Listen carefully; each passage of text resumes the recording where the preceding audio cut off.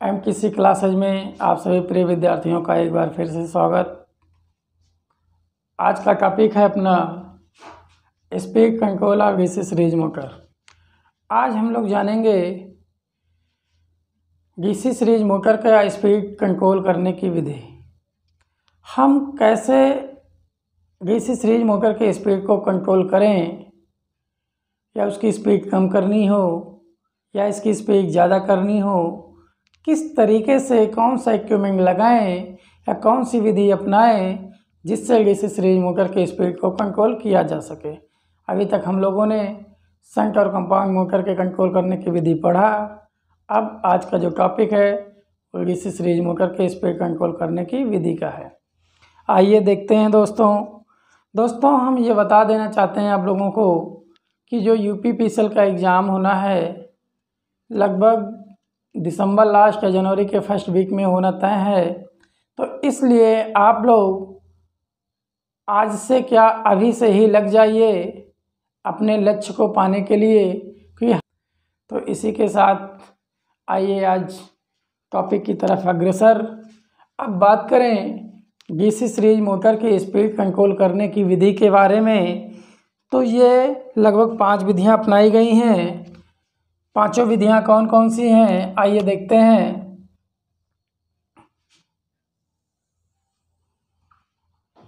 सबसे पहले अगर देखें हम तो आर्मेचर डाइवर्टर मेथड। पहला है आर्मेचर डाइवर्टर मेथड। दूसरा है field diverter method.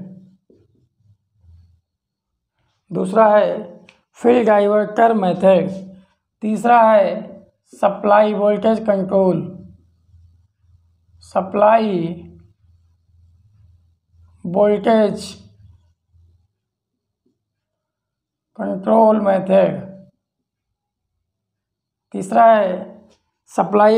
Control method. चौथा है field tapping method.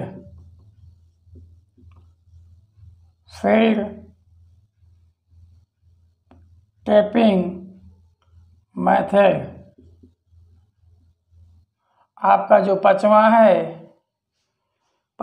Series and parallel method.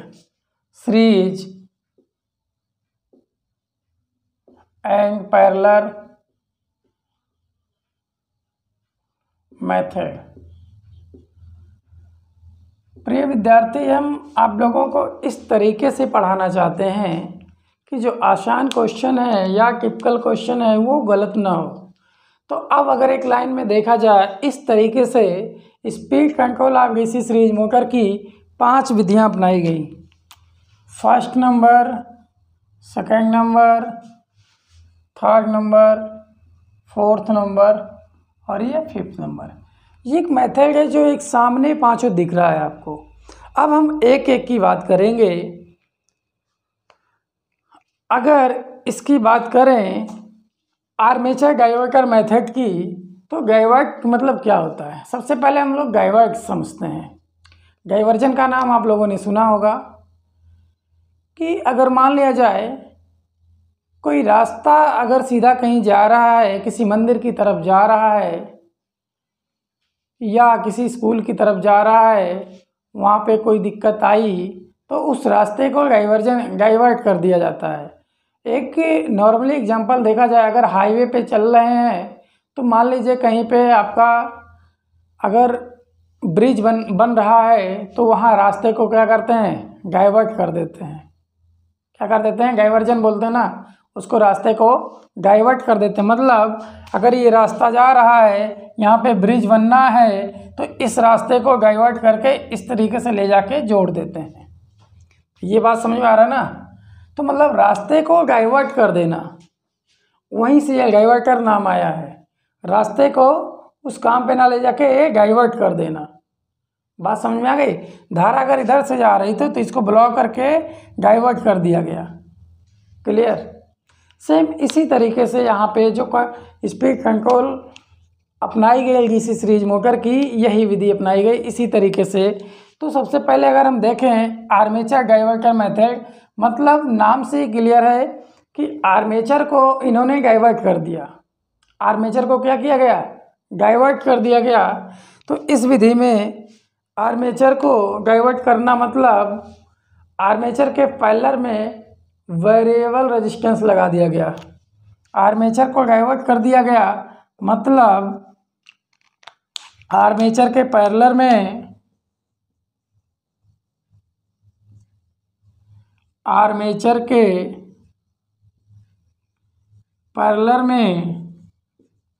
Variable resistance लगाकर आर्मेचर डाइवर्टर मेथड में आर्मेचर के पैरेलल में वेरिएबल रेजिस्टेंस लगाकर इसके स्पीड को कम ज़्यादा कर सकते हैं। सामान्यतः अगर बात करें, ये विधि जहाँ अपनाई जाती है आर्मेचर डाइवर्टर मेथड, ये सामान्य स्पीड से कम स्पीड प्राप्त करने के लिए, सामान्य स्पीड से कम स्पीड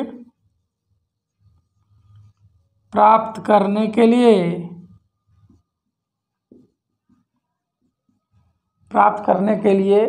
आर्मेचर डाइवर्टर मेथड विधि अपनाई गई। क्लियर। आर्मेचर डाइवर्टर मेथड किस लिए अपनाई गई? सामान्य स्पीड से कम स्पीड प्राप्त करने के लिए। और ये विधि बहुत कम अपनाई जाती है क्योंकि इसमें जो वैद्युत खपत होता है ये बहुत ज़्यादा होता है। इसमें जो वैद्युत खपत होता है, लॉस जिसको बोलते हैं, वैद्युत खपत जो होता है ये ज़्यादा होता है। वैद्युत खपत क्या होता है? बहुत ज़्यादा होता है। क्लियर। अब बात करें अगर फील्ड डाइवर्टर मेथड को, तो नाम से ही क्लियर है कि फील्ड को इन्होंने डाइवर्ट कर दिया।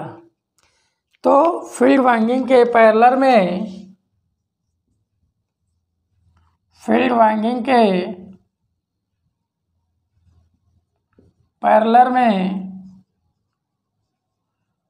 में क्या लगा दिया गया? वेरिएबल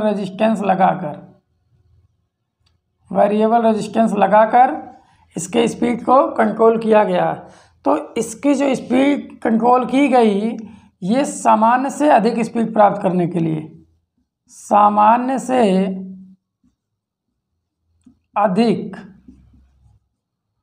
अधिक स्पीड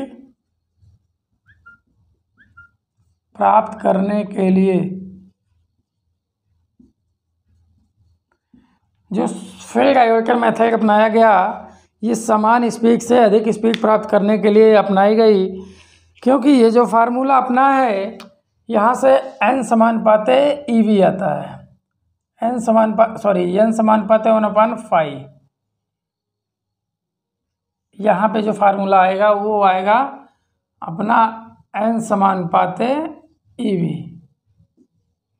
तो n समानुपाते 1/5 आई। तो ये जो विधि अपनाई जाती है, इसका जो यूज करते हैं बहुत इम्पोर्टेंट है। जैसा कि हम लोग ट्रैक्शन कार्यों में डीसी सीरीज मोटर यूज करते हैं, तो यहाँ पे डीसी सीरीज मोटर में अगर ट्रैक्शन कार्यों में जैसे रेलगाड़ी, तो रेलगाड़ी में जो स्पीड कंट्रोल विधि अपनाई जाती है वो फील्ड डाइवर्टर मेथड अपनाई जाती है। रेलगाड़ी बोले तो ट्रेन या बैटरी कार संभाल के रखना।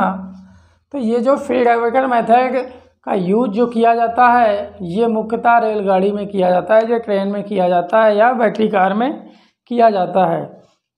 अगर हम बात करें सप्लाई वोल्टेज की, तो सीरीज मोटर के जो सीरीज में होता है, सीरीज में वेरिएबल रेजिस्टेंस लगाकर, जैसा कि हम लोगों ने इसके पहले पढ़ा n समानुपाते V, ये सामान्य से कम और सामान्य से ज़्यादा दोनों स्पीड प्राप्त की जा सकती है। सामान्य से कम भी और ज़्यादा भी। सप्लाई वोल्टेज कंट्रोल मेथड से वोल्टेज को कम करेंगे तो कम स्पीड मिलेगी, ज़्यादा करेंगे तो ज़्यादा स्पीड मिलेगी। क्लियर।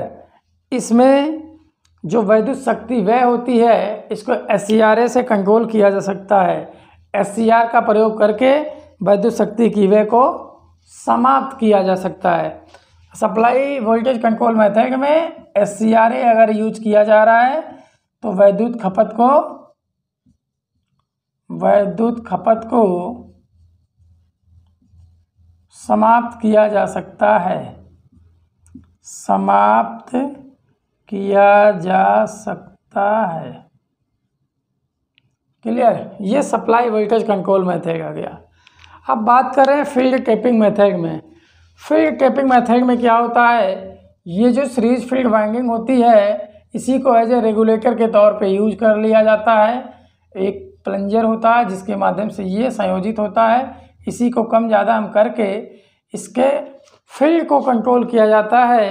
एज इसके बैक EMF को कंट्रोल किया जाता है जिससे इसकी स्पीड को कम ज़्यादा किया जा सकता है। तो जो सीरीज फील्ड है उसी को हम लोगों द्वारा फील्ड टैपिंग मेथड मतलब फील्ड को ही कंट्रोल कर लिया जाता है। जो सीरीज फील्ड वाइंडिंग होती है उसी को कम ज़्यादा करके हम स्पीड को कम ज़्यादा प्राप्त कर सकते हैं। अगर बात करें 5वें number series and parallel method की, तो जो सीरीज फील्ड वाइंडिंग है उसी को दो भागों में बांटकर एक बार सीरीज में जोड़ दिया जाता है और एक बार पैरेलल में जोड़ दिया जाता है। और जब सीरीज में जोड़ा जाता है तो सामान्य गति प्राप्त होती है और जब पैरेलल में जोड़ा जाता है तो सामान्य से अधिक गति। अब सीरीज फील्ड वाइंडिंग मान लिया जाए ये है, तो सीरीज फील्ड वाइंडिंग को दो बराबर भागों में बांट दिया जाता है। जब इनको हम सीरीज में जोड़ देते हैं तो सामान्य स्पीड मिलेगा, सामान्य स्पीड। और जब इनको हम पैरेलल में जोड़ देते हैं, जब इनको हम किस में जोड़ देते हैं, पैरेलल में, तो सामान्य से अधिक स्पीड मिलेगा, सामान्य से अधिक स्पीड मिलेगा। इस तरीके से हम लोगों ने बाकायदे ये speed control of DC series motor का स्पीड कंट्रोल करने की विधि के बारे में जाना और बारीकियों को पहचाना, और जिससे यहाँ से हमारे जो क्वेश्चन अगर UPPSL TG2 में आ रहे हैं तो गलत ना हो। अगर यहाँ पे कोई बात अगर समझ में नहीं आई है या कोई टॉपिक समझ में नहीं आया है तो आप कमेंट बॉक्स में कमेंट करके पूछ सकते हैं, इसे हम रिप्लाई अवश्य देंगे। तो इस तरीके से DC सीरीज मोटर के स्पीड कंट्रोल विधि है। अब बात करते हैं वार्ग-लियोनार्ड विधि की। वार्ग-लियोनार्ड मेथड, आइए देखते हैं। ये भी speed control of DC motor है। Speed control of DC motor के अंतर्गत एक विधि आती है वार्ग-लियोनार्ड विधि। ये जो विधि है ये सीरीज,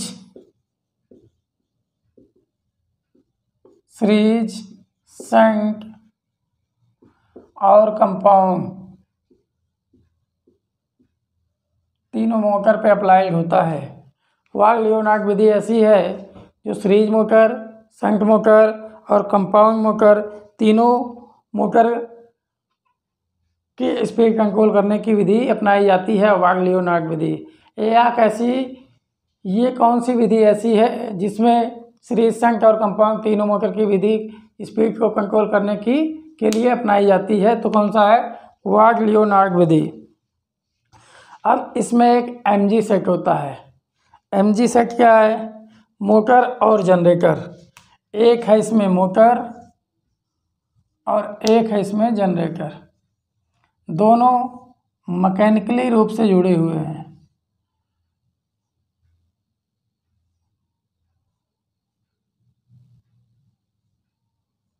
दोनों कैसे जुड़े हैं, मैकेनिकल रूप से।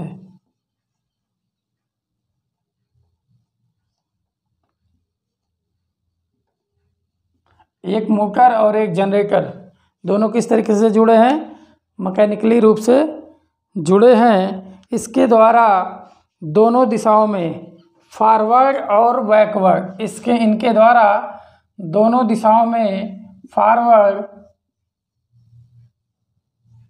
और बैकवर्ड। इस mg सेट के द्वारा फॉरवर्ड और बैकवर्ड दोनों दिशाओं में 0 से अधिकतम, दोनों दिशाओं में 0 से मैक्सिमम,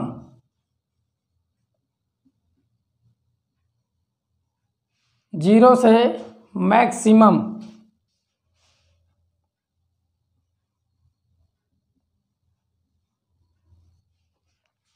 से मैक्सिमम गतियां प्राप्त की जा सकती हैं। मतलब वार्ग-लियोनार्ड मेथड विधि ऐसी विधि है जिसमें एक मोटर और एक जनरेटर मैकेनिकल रूप से जुड़े होते हैं, जिसके द्वारा फॉरवर्ड और बैकवर्ड दोनों दिशाओं में 0 से मैक्सिमम गतियां प्राप्त की जा सकती हैं।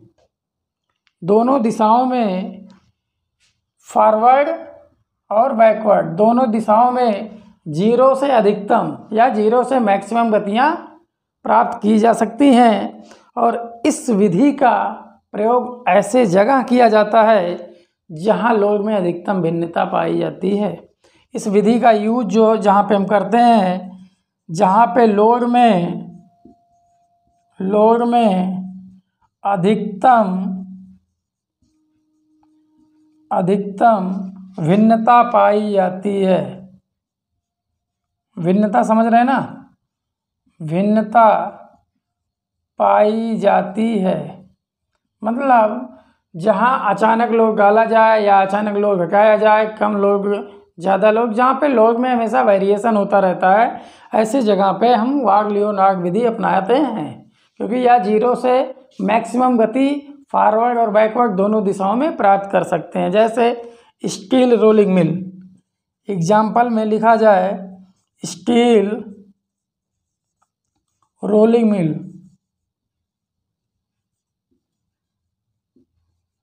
Steel rolling mill hoist elevator आदि। बात समझ में आ गया। वार्ग-लियोनार्ड ऐसी विधि है जो सीरीज, शंट और कंपाउंड तीनों प्रकार के मोटर के स्पीड को कंट्रोल कर सकता है। इसमें एक mg सेट होता है, एक मोटर और जनरेटर दोनों मैकेनिकल रूप से जुड़े होते हैं और दोनों फॉरवर्ड और बैकवर्ड दोनों दिशाओं में 0 से अधिकतम गतियां प्राप्त की जा सकती हैं। इस विधि द्वारा फॉरवर्ड और बैकवर्ड दोनों दिशाओं में 0 से मैक्सिमम गतियां प्राप्त की जा सकती हैं। और इस विधि का उपयोग ऐसे जगह प्रयोग किया जाता है जहां लोड में काफ़ी ज़्यादा भिन्नता पाई जाती है, जैसे steel rolling mill, hoist elevator. Clear, बात समझ में आ गई। तो दोस्तों, मेरे प्रिय विद्यार्थियों, हम इस विभाग से 7 साल से जुड़े हुए हैं। 2015 2211 वाली वैकेंसी में मेरा सिलेक्शन हुआ था। उसी समय बात करें तो उत्पादन में 49 पद आया था, वैकेंसी नंबर ऑफ वैकेंसीज थी 49, उसमें भी मेरा सिलेक्शन हुआ था। ज्वाइनिंग लेटर मेरे को मिला था ओबरा में सिलेक्शन, ओबरा में ज्वाइनिंग करना था। उसके पहले हम ट्रांसमिशन में प्रतापगढ़ 220 पे कार्यरत था, इसलिए हम ओबरा नहीं ज्वाइन कर पाया। और फिर भी आज भी हम यही बताना चाहते हैं कि आप मेहनत करें, हमारे साथ जुड़कर करें, क्योंकि ये अनुभव है तो हम आपको बहुत अच्छी तरीके से, हम जानते हैं कि ITI लेवल क्या है, ITI पे क्या पढ़ना है, क्या छोड़ना है, क्योंकि हम ऐसे जगह से गुजरे हुए हैं। हमने 2015 में जितने टेक्निकल एग्ज़ाम में पेपर दिया, 7 पेपर दिए, 7 के ज्वाइनिंग लेकर मेरे पास हैं। सोच लीजिए, 2015 में मैंने 7 पेपर दिया ITI लेवल का और 7 का ज्वाइनिंग लेकर मेरे पास है। बात समझ आई। तो हम यही कहते हैं, हम अपना अनुभव शेयर करना चाहते हैं आप लोगों से। और हमारे इस चैनल बनाने का मेन उद्देश्य ये है कि आप लोग ITI के बंदे जो हों वो मुझसे जुड़ें और कमियां कहाँ कहाँ थीं या कहाँ कहाँ हैं, उन कमियों को दूर करके UPPCL KG2 बनने की ख्वाहिश जो है उसको पूरा करें। जो अब आपने लक्ष्य बना लिया है कि UPPCL में KG2 बनना है, तो KG2 बनना है, आप मेरे साथ आइए, हम जितना बताएं उतना करते रहिए, आपका सिलेक्शन निश्चय होगा, क्योंकि ये अनुभव बोलता है। तो इसके साथ इस चैनल को लाइक करें, सब्सक्राइब करें, शेयर करना ना भूलें, साथ में बेल आइकन ज़रूर दबाएं, जिससे आने वाली वीडियो आप तक पहुँचे, आप APPCL में सिलेक्शन लें। MKC की तरफ से थैंक यू, धन्यवाद।